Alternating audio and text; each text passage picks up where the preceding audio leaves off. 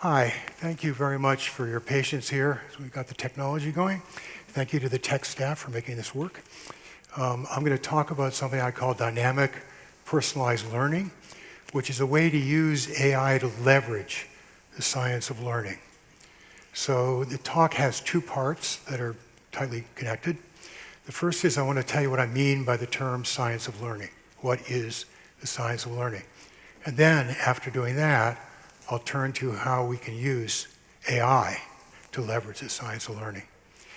So I've read that in classical Greece, the ideal teaching environment was a log, a wooden log, with the instructor on one side and the student on the other. The instructor knew everything there was to know about the relevant subjects, knew a lot about the student, knew what they already knew what they were interested in, what motivated them, knew what they were motivated by in general. The instructor also had certain teaching skills. Socratic method was common back then. It's a form of active learning. It worked really well. It's very effective. The problem is it just doesn't scale. Even if we had enough experts, we wouldn't be able to afford them. But we can extract, we can distill a lot of the active ingredients of what made this so effective in classical Greece and replace the human instructor with an AI. The AI can know an enormous amount about a wide range of subjects. The AI can know a lot about the student, what they already know, motivation, correct pace, all that kind of thing. And we can do one better than they had in Greece. The AI can know a lot about the science of learning. The AI can know a lot about how to systematically help the learner master material. So that's what I want to talk about, is how to make this vision a reality. So let's start with the science of learning. The science of learning draws on research from cognitive psychology, neuroscience, and education to understand the processes through which we learn. So I've got to make a distinction between learning and memory because both are included in the science of learning. So learning consists of encoding, which is taking information in, getting it into your brain, and storage, which is integrating information into what you already know. Memory consists of retention, that is preserving information over time, and retrieval, digging information out when it's needed. Learning and memory are different sides of the same coin. You can't have learning without memory. If it got in but it didn't stick, it was never present, you didn't really learn it. And you can't have memory without learning, because you have to have taken it in from the outside to put it in your memory. So they're really different sides of the same coin. The science of learning includes them both. A preliminary word. People have sometimes asked me, AI is changing all the time. I mean, every 2 weeks there's some modification. It's growing, it's getting more powerful. Why do you spend time trying to figure out how to use AI to help people learn when it's a moving target, when it's going to change next week? Well, I view that as the tail should not wag the dog. That is, something that's secondary shouldn't be the focus. In this case, the focus is on learning. AI is a way we facilitate learning. The specifics of the AIs that we have today, the power, the things they can do, they'll still be there with more powerful AIs. The more powerful AIs will just add on to that.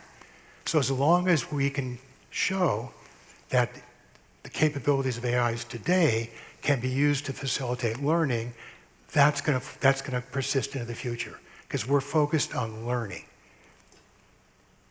So two overarching principles from the science of learning. This is simplification, but it'll give you the intuitions. These are the two basic principles. I claim everything else is a special case of these two principles, everything else. So the first I call focused processing. Okay, I'm going to ask you a question. I want a show of hands. At the end of the day, say you're laying in bed, okay, you're about to go fall asleep, and you think about the events that occurred during the day. You reflect back. Okay, can you do that? Can you raise your hands if you can do that, please? Okay, I don't see a lot of hands up. Am I speaking too quickly? Okay, here's what I really want to know. How much of what you recall at the end of the day did you intentionally try to memorize at the time it occurred? I've asked this question to thousands of people now. So let me ask a show of hands. Does anybody think they tried to memorize 50% or more at the time it was happening? They tried to memorize it so they could remember at the end of the day. Does anybody here think they did that 50%? I've never had a hand raised yet for that. Okay, how about 25%? Okay, wow, that's impressive. I've had 4 hands raised now. Okay, how about 15%? Do you think that 15% of what you remember at the end of the day, at the time it happened, you were intentionally trying to store it, to remember it? Okay, there's 1. How about 10? More, okay, how about 5? There we go.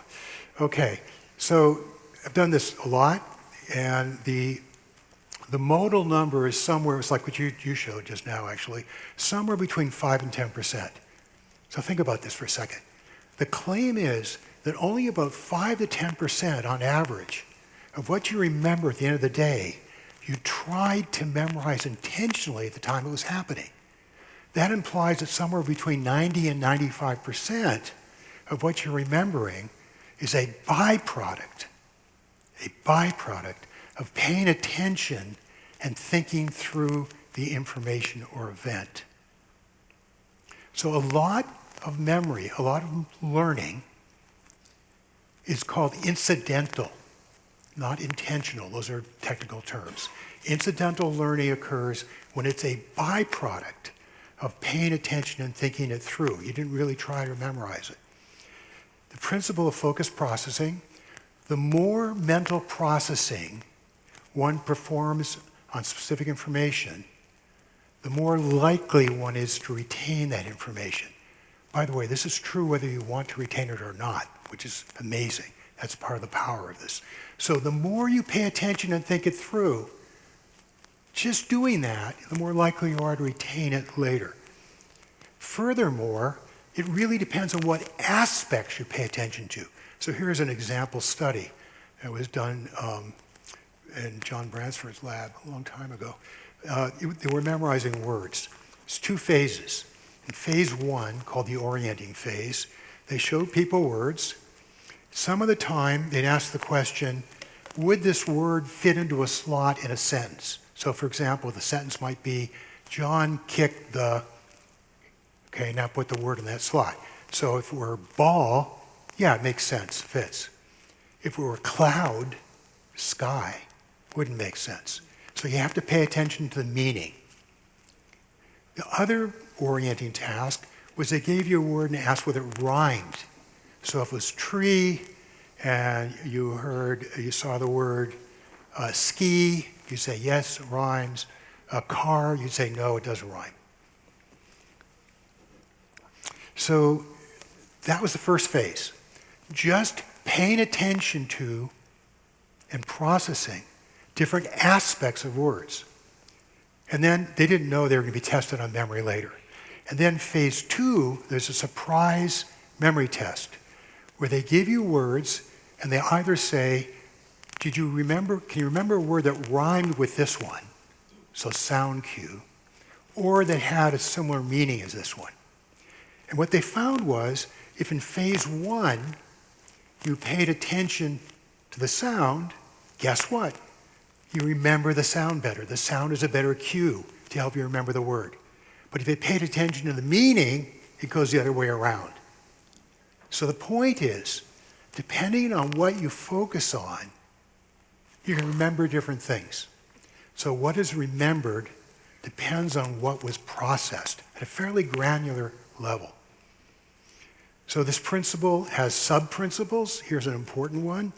Feedback helps the learner to identify where to focus attention. So when I was learning French, the first time through, I had a tutor. I'd say a French word. She'd look at me oddly and then figure out what the word I was trying to say was, say it back correctly, and I'd listen very carefully. And then I'd try to make that R a little better, or whatever the problem was. So the point was the feedback she gave me allowed me to focus in on just what I needed to practice on. That's called deliberate practice, where you identify the rough spots, you identify what's hardest, and have disproportionate attention on that, because that's where you really need to learn. That's a special case of focused processing. So to help learners acquire new material, an AI should direct them to pay attention and think through what they need to learn. So this is the take-home message for AI. To help learners acquire new material, the AI should direct the learners to pay attention and think through specifically what they need to learn. So that's one principle, focused processing. Second principle, mental connections. Okay, this is one where they actually told the participants to try to memorize it. They got a very long passage. This is, I think, about a third of it. It'll give you the idea. It says, the procedure is actually quite simple. First, you arrange things into different groups. Of course, one pile may be sufficient, depending on how much there is to do. If you have to go somewhere else due to a lack of facilities, that is the next step. Otherwise, you are pretty well set. It is important not to overdo any particular endeavor. That is, it is better to do too few things at once than too many. In the short run, this may not seem important, but complications from doing too many can easily arise. A mistake can be expensive as well, and it goes on and on. Here's the trick. Half of the participants were given the label, washing clothes, and the other half were told nothing. They were just asked to memorize it. So as soon as you see that this is about washing clothes, now you can make sense of this. You can organize it into units, putting the laundry in, getting the laundry going, and so forth. And you can make contact with things you already know. You know a lot about washing clothes. So they memorized about twice as much. The group that got washing clothes is the ones that didn't, because they were able to use associations, to use connections between what they were encountering and what they already knew. So the principle of mental connections, learning is enhanced by creating connections between new material, organizing it, and with what you already know. So here's another example. Does anybody in this room have trouble remembering the names of people they first meet? Am I the only one? Okay, here's a trick you can use. If you meet someone named John, say, common name, whatever it's going to be in Korean, visualize the face of someone else you already know who has that name. And then imagine the new face morphing into the old one, and vice versa. Have them go back and forth, changing in. If you do that, you'll make a connection between the new face and an old one that has associated in your memory the name. And next time you see that person, if you look at their face, you can morph it, and you'll be able to remember their name more easily. So mental connections to help learners acquire new material, and AI should direct them to make connections to organize material and relate it to what they already know. So to help learners acquire new material, an AI should direct the learners to make connections, to organize the material, and relate it to what they already know. So let's now go back to AI.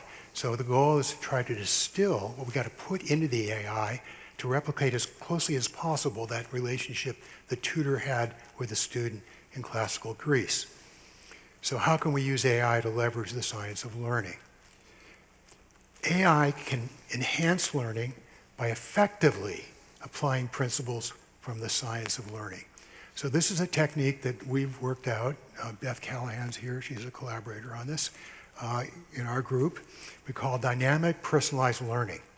So it's dynamic because it adjusts in real time to the learner's responses and provides immediate feedback. So it's using the principle of focused processing to do deliberate practice. It adjusts in real time If they're doing really well, it goes a little faster. If they start having trouble, it slows down and lets them focus. So we're drawing on focused processing. And we're giving them feedback, which will also help them associate the information, the new information, with what they already know. It's personalized. At the beginning of every course, the students do a questionnaire where they tell us their name, their hobbies, their interests, favorite movies, favorite food, a lot of things like that.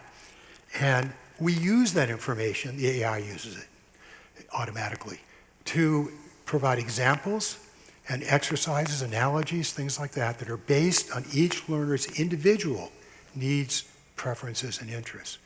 And then learning, dynamic personalized learning, it draws on the science of learning to make learning effective, efficient, and engaging.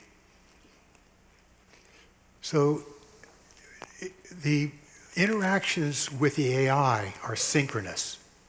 That is, they're happening in real time, they're debating, the AI is asking questions, they have to answer them, they're playing a game, lots of different types of synchronous interactions. But those occur asynchronously. We get the best of both worlds. So the learner chooses when to take each class session as part of the async. The learner can pause at any point and later resume. The learner can take the class on any type of device. So for example, maybe they're waiting in a parking lot to pick up a friend. They can start a class on their phone. And then they go home and they can do some more of it on their tablet. And then maybe the next morning they go to work and they have a break, they can finish it on the computer. Any device picks up exactly where you left off, doesn't make any difference. And the AI can speak and listen in all common languages. It's 80 some odd now. I heard the talk early this morning. I understand that there are many, many more languages. And in fact, the companies are working on that right now. But at present, it does a pretty good job on 80 some odd languages, at least the OpenAI version. Okay, here's the heart of what we're doing. Here's the key idea. Each session in each class has 4 phases. So let me use an analogy, and then I'm going to go through these 4 phases and give you some screenshots showing you what actually happens. So the first we call a teaser video. So here's the analogy. Imagine you're considering planting a big garden. It's a lot of work. It's really a lot of effort. So you go to a friend's garden that's in full bloom to get inspiration. You look around, you say, wow, this is really cool. I'd like to have one of my own. So the teaser video is to get them motivated.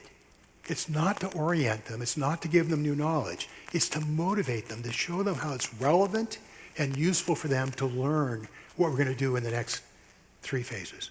Okay, knowledge check. If you were planting a garden, you might check the soil to see if it has the right ingredients to produce healthy plants, has enough water, has enough sunlight, and so forth.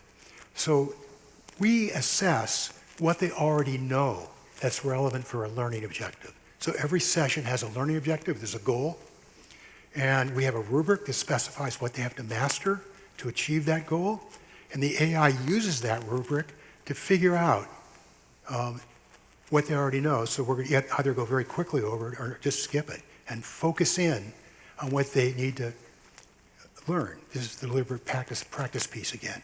This is the deep processing. Content delivery. So now we add the nutrients that are missing, so the things they didn't know when they walked in the room, just like we add nutrients to the soil. And there are many different ways to do that. We can show little videos, we can have a little lecture, we can have a tutorial, all AI driven. And then finally at the end we have an application activity. So now the soil's got everything that it needs to have. Some of it had at the beginning, some we added, enough water, nutrients, and so on. There's enough sunlight there. We construct a situation to draw on all that and see how well the plants can do. So here we got a trellis and we grow the plants. So that's an overview. Now let me go through these in a little more detail. So the example I'm going to go through was a pilot study we did in rural Kenya, where we were training remote workers. This is all over a phone, smartphones. So instruction is over a smartphone, so the following are screenshots from a phone. This is the earlier version of our interface. It's not very pretty, but the content's there. The course was focused on teaching general knowledge and skills needed to be a successful remote worker, a lot of which were so-called soft skills, by the way, that they needed. So phase one, the teaser video. So it's a short, less than 3-minute video that introduces a topic. Some of the time we get them off YouTube, I'd say 5, not even that. Most of the time we have AIs construct the videos for us. So we have it construct a script and then actually produce the graphics, the movement and all that. So we have real control over what's in it. The video is intended to be engaging and stimulating, sometimes even funny. The video motivates the learner by showing, not telling, why the topic is important and relevant. So here was a course, the learning objective was take into account the context of the communication. I'm not going to be able to show this video because it's not on my laptop, but let me just tell you what it was. There's a woman who's complaining about an ache in her head. She says, this ache, it just won't go away. It's just pervasive. Every day I wake up and it hurts and it's throbbing and it's just everywhere. And she's talking about this. And then you're seeing her from the front. And then she turns to the side and you see there's a giant nail sticking in her forehead. Giant nail, which changes the entire context. So you were interpreting what she said one way until you saw what was actually going on. So you kind of takes your attention. Phase two, the knowledge check. AI identifies what the learner knows about the topic and what they need to learn. So the AI uses a variety of techniques to assess the learner's relevant prior knowledge. That word variety is really, really important. You do not want to do rinse and repeat. You don't want to do the same thing over and over again. So we have 5 different ways at present for assessing what the learner already knows. So for example, we might have statements, one at a time, that bear on the learning objective. A third of them are true, and the other 2/3 are not. They're randomly ordered. The learner has to tell you which are true and which are false, and if they're false, has to indicate why. And the AI is sitting in the background using a rubric to score them, to figure out what they actually know and what they don't actually know. Or we can have a discussion between the AI and the person to figure it out, or even a little test. As I said, there's 5 different ways. The AI is guided by the learning objective, that is the goal of the session, what the point is, and the criteria for achieving it. The criteria for achieving it are in a rubric. The rubric indicates what they have to display in order to show mastery, which is what we're interested in. So here is a screenshot from a phone. The current, this is old now. It's like 3 months old, which is ancient history in this world. The current one looks much better, but this is what it was at the time. So it uses a learner's name during conversations. So hello, David. They got this from the initial survey. We're going to explore a scenario related to your hobbies, playing soccer and grilling. That's what he said during the interview. This is a diagnostic exercise to understand your approach to communication challenges. Imagine you're the captain of a local soccer team, and you've been tasked with organizing a team barbecue. Isn't that neat? And actually put together the 2 hobbies, the soccer team and the grilling, put it together. The team is diverse, with players of different ages, backgrounds, and dietary preferences. You need to communicate the details. Course is about communication. It's a key thing for remote workers. So it uses the learner's name during conversations, relates the content to the learner's hobbies. This is that principle of association, trying to hook in. And we have text-to-speech and speech-to-text functionality across all devices. It's important for a phone. You don't want to be trying to type on a phone. So it talks to you and you talk back. So he goes on and on. This is truncated. Says that's a thoughtful strategy. See that word thoughtful? Deep processing. Principle of deep processing. Got him to think about what went into a learning objective having to do with communicating. David, now would you ensure that your message is clear and concise, yet thorough enough to cover all the necessary details about the event?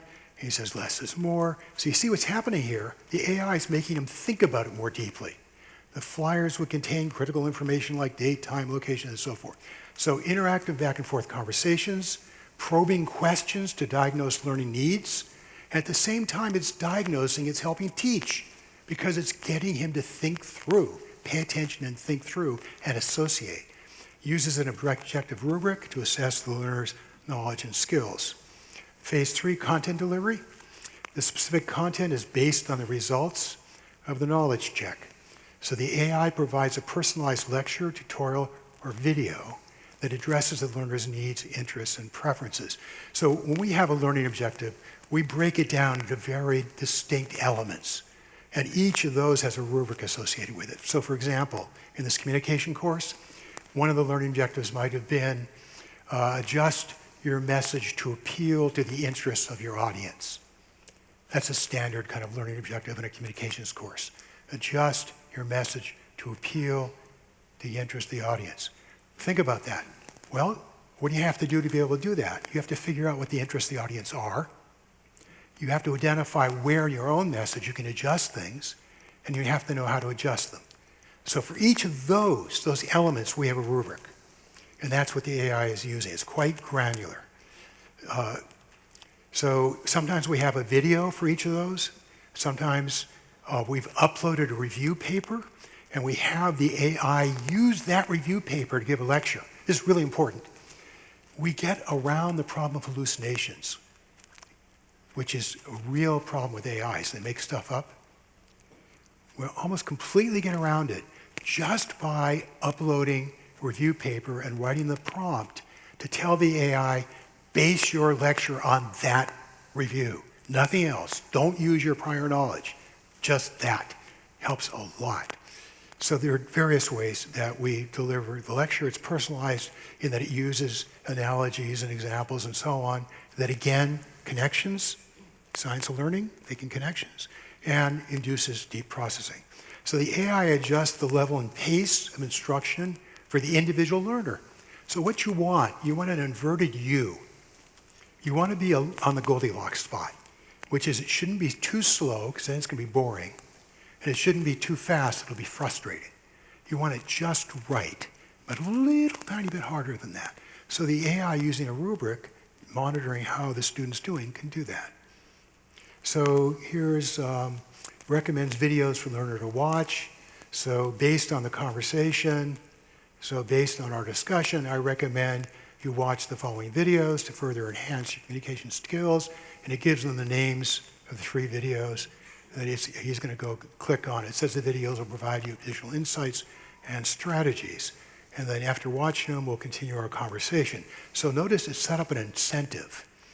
It lets them know that after watching it, the conversation is going to go on, which is a way to induce deep processing, preparing for it. So finally, phase 4, the application activity. The AI administers an active learning exercise, such as a debate, a role-playing game, problem-solving session. We have about 3 dozen of these. So the book I wrote called Active Learning with AI, the last chapter is a large compendium of different kinds of active learning you can do with AIs. So we've used all those. We have a big prompt library. It's not finished yet. A big prompt library for each one of these different types. So the exercise requires the learner to use the material that underlies the learning objective, whether or not it was taught in phase 3. So it's like the plant at the end, where it's drawing on all the nutrients in the soil, whether they were added or were there to begin with. They all have to be there, have to use all of them. So that's what we do with the active learning. It draws on everything that underlies the learning objective. The exercise fits the learning objective. We have a prompt where you can put in the learning objective, like adjust your message so it's appropriate for the audience's interests, and the AI will give you 3 types of active learning that are most appropriate for that particular learning objective, and then you pick it. So the active learning exercise requires the learner to apply all the information that underlies the learning objective. So I'm glad you found the videos helpful, David. Now let's move on to the next part of the activity. Here's a scenario for you. You're working with a team of 25 remote workers. 25 remote workers in several different countries. Most of the workers are millennials. Again, it goes on. It gives him a scenario, and he's going to have to now figure out, in this particular case, how to solve some problems. So it's instructions, personalized application activities. Ongoing assessment during the application activity. The AI assesses the learner's performance during the active learning exercise. That's the only time we're actually doing summative assessments. We're grading them. The way we do it is competency-based. We want them to master it, particularly in math courses. They really need the foundation to build on it, but you don't have to do it that way. You can actually set a threshold, and if they do some percentage correctly, you can move on. It's really up to you how you set it. If the learner is not mastered, depending how you define that, aspects of the learning objective, the AI provides a directed tutorial, followed by additional active learning. So here you see the results of the rubric scores. So each of those element level learning objectives, like the relevance of the message in this case, he got a 10 out of 20, which is not so good. Appropriate communication channel, 20 out of 20, and so on, gives him the total score, and then says, would you like to complete supplementary knowledge tutorial now or later? It's up to you. It's asynchronous in this way. If the learner needs additional instruction, the AI provides iterative tutorials at a convenient time. Learner engages in discussion and active learning until they demonstrate competence. So let me summarize. The AI provides dynamic, happening in real time, adjusts as appropriate, personalized, using your interests and so forth, for examples, metaphors, so on. Learning to motivate learners and help them absorb new material. The AI provides highly engaging active learning so the learners can use what they learn and actually learn it. That's when most learning takes place. You have to actively process it and make those connections. Science of learning. Actively pay attention, think it through. Active learning makes you do that. Sitting passively and listening to a lecture does not. So dynamic personalized learning can stand alone, the way I've been talking about it now, but it also can substitute for components of traditional classes. So it can be used for pre-class work in a flipped classroom, for example, which is my preferred modality, sort of a hybrid. So in a flipped classroom, they do the knowledge acquisition before class. They read, watch videos, whatever, except there's one problem. They don't do it. So